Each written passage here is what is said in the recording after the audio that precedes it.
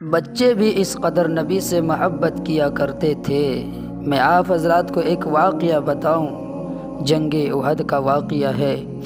اس جنگ احد کے اندر حضور اکرم صلی اللہ علیہ وسلم کے قریب دشمن آ گئے، تو حضور نے اعلان کیا کہ اے صحابیو، کون ہے تم میں سے جو محمد پر آج جان لٹا دے؟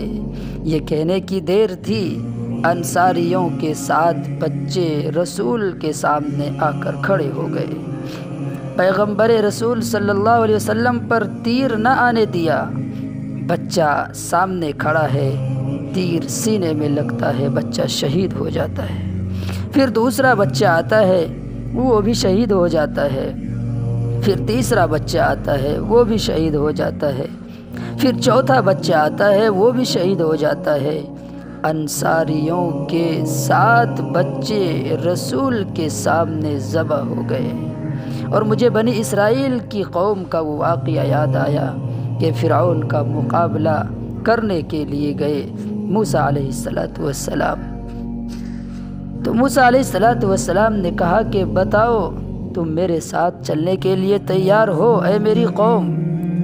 انہوں نے کہا فَاذْهَبْ أَنْتَ وَرَبُّكَ فَقَاتِلَا إِنَّا هَاهُنَا قَاعِدُونَ۔ اے موسیٰ، تو جا اور تیرا خدا جا کر لڑے، ہمیں لڑنے کی جھگڑنے کی کوئی ضرورت نہیں ہے، ہم فرعون اور اس کے لشکر سے نہیں لڑتے، تمہیں لڑنا ہے تو جاؤ، تم بھی لڑو، تمہارے خدا بھی لڑنے۔ لیکن جب محمد الرسول اللہ صلی اللہ علیہ وسلم کے صحابہ رضی اللہ عنہم اجمعین کا مقابلہ دشمن سے ہوتا ہے تو انصار کا ایک بچہ ذبح ہوا، پھر دوسرا بچہ ذبح ہوا، پھر تیسرا بچہ ذبح ہوا، پھر چوتھا بچہ ذبح ہوا، پھر 5واں بچہ ذبح ہوا، پھر 6واں بچہ ذبح ہوا، پھر 7واں ذبح ہوا۔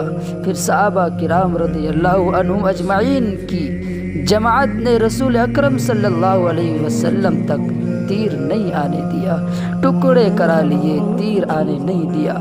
مکان چھوڑ دیے، دکان چھوڑ دیے، اپنے ماؤں کو چھوڑ دیا، اپنے والد کو چھوڑ دیا، تمام تر خواہشوں کو پس پشت ڈال دیا۔ رسول کی محبت اتنی تھی کہ دنیا کی الفت چھوڑ دی لیکن رسول کا دامن نہیں چھوڑا۔ یہ صحابہ کرام رضی اللہ عنہم اجمعین کی محبت ہے۔ کسی پیغمبر کے امتوں نے اس طرح رسول کے صحابہ کی طرح نبی پر جان نہیں دی۔ جس طرح احد میں انصاریوں کے 7 بچے رسول کے سامنے آ کر ذبح ہو گئے، لیکن کملی والے تک تیر نہیں آنے دیا۔